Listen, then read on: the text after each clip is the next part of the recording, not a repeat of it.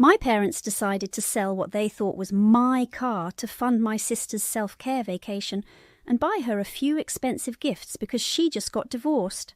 I'm 26 and drove to my parents' house in my boyfriend Patricia's new SUV. It's a great car and I wanted to take it for a long drive.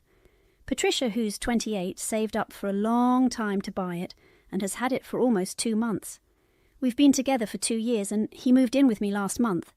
My parents live far from me, about a 6-hour drive, so we usually only see each other once or twice a month. They invited me to stay for a few days because my dad's heart was acting up again. I took the new car after talking to Patricia about it since my old car was in the shop. I didn't tell my parents it was Patricia's car because I didn't think it mattered. When they asked whose car it was, I just said it was mine, not realizing the consequences. On the 4th day of my visit, I returned from meeting a friend to find the car missing. I panicked, thinking it was stolen, but my parents told me they had sold it. I was shocked. They explained that they took photos of the car, sent them to some friends, and found a buyer willing to pay a lot for it. I couldn't believe they sold it without having the title transferred. When I asked what they did with the money, they said they gave it to my sister so she could take a break and bought her some jewellery. They asked me not to be mad, saying I was doing well since I bought the car, and my sister needed the help after her divorce.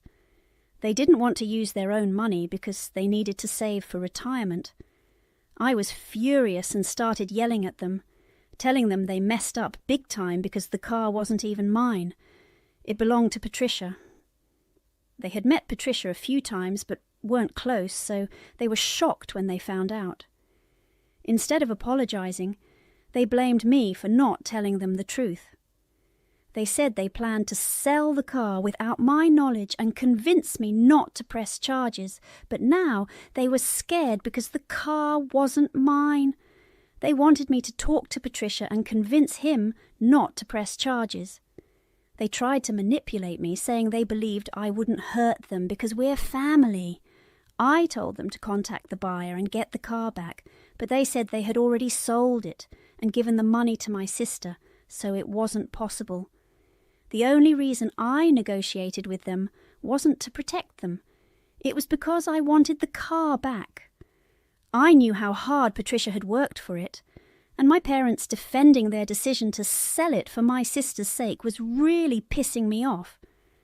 I told them that if they didn't do what I asked, I'd tell Patricia and make sure he pressed charges. This led to a standoff because they thought I was being cruel. They argued that my sister had been through a lot and deserved the vacation and gifts they'd already promised her. They said she was really happy when they gave her the money and couldn't take that joy away by cancelling everything. I told them I didn't care about her happiness, I just needed the money or the car back. They insisted I wouldn't hurt them, so I pulled out my phone right there, called Patricia, and explained the situation. My parents looked horrified as I told Patricia to press charges. He was upset and said he'd speak to his lawyer. After the call, my parents started screaming at me and pushed me out of the house, saying I was a horrible person and didn't deserve to be called their daughter anymore. They blamed me for everything, saying that none of this would have happened if I had just told them the car wasn't mine. They accused me of being insecure about not having a new car and trying to show off. It was offensive, and when I tried to explain that I wouldn't have brought the car if I'd known their intentions, they insisted they sold it because they thought I was the family and would understand. They accused me of faking my lifestyle to impress others. That was almost 3 days ago, and I've been staying in a hotel waiting for Patricia to arrive. We've been in touch, but I can't shake the feeling that maybe this is my fault for not telling my parents the car was Patricia's. Am I the arsehole for telling them it was mine? Edit. Many of you wanted to know more about my relationship with my family. As you've probably figured out, there's a golden child in the family, and it's not me, it's my older sister, who's 7 years older. We don't have a good relationship and haven't been in contact for a couple of years. It's not intentional. It just happened. She lives out of state and rarely visits, and when she does, I don't see my parents because we don't get along. My childhood wasn't terrible, even though my parents favoured my sister. I never felt sidelined until now. This car incident came out of nowhere. I had no idea they could do something so crazy. Trust me, they didn't treat me badly my entire life. If they had, I wouldn't have stayed in touch with them. Sure, there were little things that bothered me about our relationship, but overall they were kind and good parents. That's why I visited them every month. This recent incident came out of nowhere. I think they're getting old, and maybe that's why they thought selling the car would be acceptable, and that I'd just let it slide because I'm family. They were wrong. Even the things they said while pushing me out of the house, that they always believed I was a failure and wanted to prove them wrong, were shocking. They've always been supportive and never implied I'd be a failure. Maybe they believed it deep down, but they never showed it. This incident was completely unexpected, and I can't understand why they acted this way. I know my sister's divorce was tough, with her husband cheating and not paying alimony or a decent settlement, but that's no excuse for my parents' actions. Anyway, I hope this helps you understand why I stayed in touch with my parents and what I should do now. It's urgent, so I appreciate any quick advice. Update 1. Hey, yesterday after I posted my update, most people told me that I had absolutely no fault in this. I didn't want my parents asking questions about what Patricia had done with his car, so I told them a white lie. There was no way I could have known it would lead to all this, and I don't need to beat myself up about it. Yes, my parents might have treated me decently in the past, but after what they've done, I don't owe them anything. Patricia showed up this morning and told me the same thing. I don't need to feel regret or guilt. He's going to handle this, and all I have to do is testify against my parents. He's had his lawyers draw up papers for a lawsuit and is pressing charges. I'm going to support him on this. My parents deserve whatever's coming to them. We plan to go to my parents' house tonight to give them one last chance to fix their mistake. I doubt they'll do it, but Patricia thinks it's worth a try to avoid a court battle. If they don't comply, we'll take it to court. They might have lawyered up by now and could be preparing some lie to make themselves look good, but I know the truth. All I need is the contact number of the guy who bought the car to sort this out. Since I don't have that, we have to talk to them one last time to show them how bad it will be if they don't get the car back. The one good thing is that Patricia is here with me, so I feel less stressed. He's been very kind and compassionate because he knows this isn't my fault. If anyone's to blame, it's my parents. Update 2. A couple of things have happened. We went to my parents' house to speak to them and give them one last chance to fix the situation. As expected, they didn't take us up on the offer. When we rang the doorbell, my dad opened the door and assumed I was there to apologise. It was kind of funny. Patricia explained that we were there to talk about the situation and that he was pressing charges unless they got the car back. My dad got offended and told Patricia he had no right to speak that way on his property and asked us to leave. I stood my ground and told him we weren't going anywhere until he gave us the contact details of the person he sold the car to. We just wanted the car back. We didn't want any trouble for anyone. I even mentioned that after this whole debacle was over, I planned on leaving them alone for good. My mum then chimed in saying she didn't care about my threats because she had another daughter to count on, and she'd make sure everyone cut me off. At that point, Patricia and I realised there was no reasoning with them. We left knowing we had no choice but to follow through with our plan. Patricia contacted his lawyer and said he was ready to press charges since we'd tried to resolve it amicably first. We returned to the hotel in a bad mood, frustrated with the wasted time and the stress it was causing us. we started discussing possibly demanding settlement money from my parents, along with the car in perfect condition, especially if it had any damages. While we were talking, I got a call from my older sister. I ignored it at first, but answered after she called several times. She started lecturing me about harassing our parents, saying it was wrong because they raised me and I should be grateful.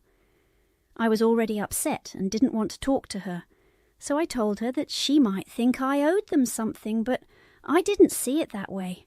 Things have always been different for her, so she wouldn't understand my perspective. I tried to hang up, but she accused me of being ungrateful for everything they'd done for me. That really pissed me off because I didn't know what she was referring to. I told her I thought our parents' actions were unethical and stupid, and they didn't deserve to be excused. She then clarified that she wasn't talking about our parents, but about herself. That caught me off guard because I couldn't recall any incident like that. She started ranting about something arbitrary from years ago, claiming that she decided to go no contact with me because of my ungrateful behaviour. In my original post, I mentioned that our lack of contact just happened naturally, so I didn't know where this was coming from. She said she believed she was responsible for me getting a high-paying job back then because we work in the same field. According to her, she got me the job because she withdrew her application after deciding to move away with her husband. She believed that since she withdrew, I got selected. I couldn't believe she thought she was responsible for my job.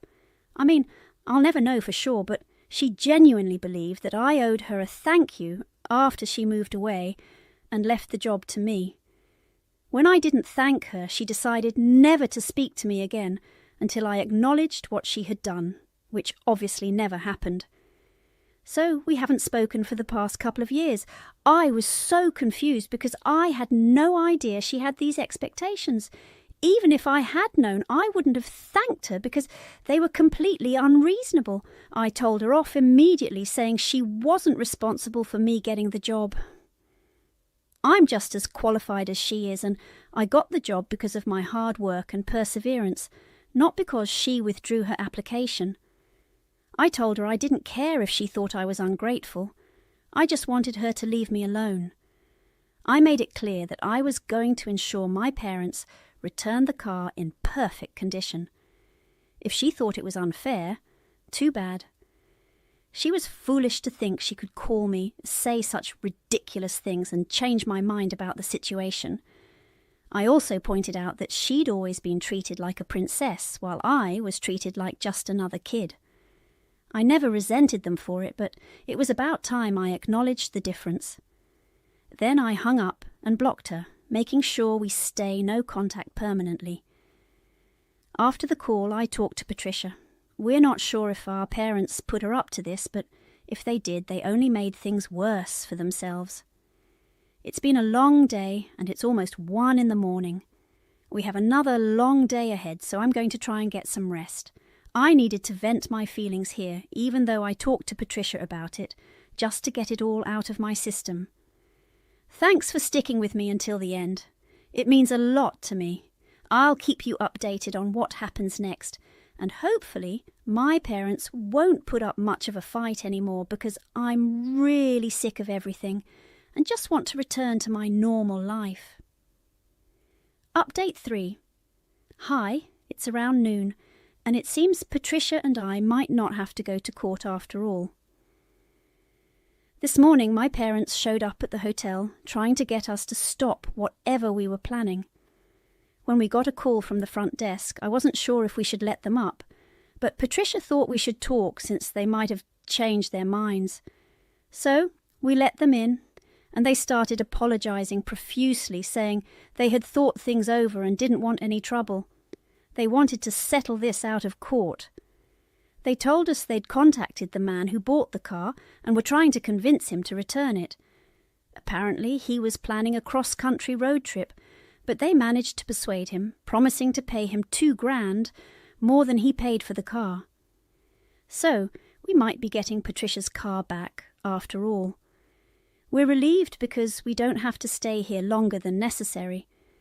My parents also tried to apologize for their behavior, admitting they were wrong. When they tried to convince me otherwise, I told them it was unnecessary. I had made up my mind and was going to cut them off as soon as I got back home. They seemed unhappy and said they really wanted to make it up to me, but I told them my decision was final. I didn't want to speak to them because this had been a terrible experience for me. They had completely humiliated me in front of my boyfriend the day before and had been insufferable since they sold the car without my consent. I didn't want anything to do with them after this. They looked very upset while leaving, but at least this nightmare would soon be over, and Patricia and I could finally go home. A couple of weeks passed, and we got the car back. It was in the same condition we had kept it in, so thankfully my parents didn't have to pay any damages. They found out about the car just in the nick of time. If the guy had taken it on the cross-country road trip, things would have been much different. My parents drove the car down to our place and tried to speak to us again to apologize and get me to talk to them. I told them that now the car had been delivered, we had nothing more to discuss. They were really desperate, and I could tell they wanted to continue being part of my life. But Patricia and I made it clear that we didn't want them loitering around our house and made them leave by threatening to call the cops when they said they would stand around until I forgave them. It was their own behavior that changed everything for us, and they needed to realize that. Until they did, nothing would change. That was 2 weeks ago, and recently Patricia proposed to me. We are hosting an engagement party at our place this weekend. Invitations have already been sent out, and I heard from a couple of relatives that my parents and sister are very upset they didn't receive one. They thought something as big as this would make me reconsider our situation and extend a hand of peace. I think that was a pretty unrealistic expectation. None of them had been kind to me, and Patricia and I were on the same page about not wanting them at our party. It's a really important day for us, and if they can't be nice to me, they don't deserve to be around me. Even if I thought about making things right and inviting them, the day would become entirely about our family drama and not our engagement. So we decided to steer clear of that.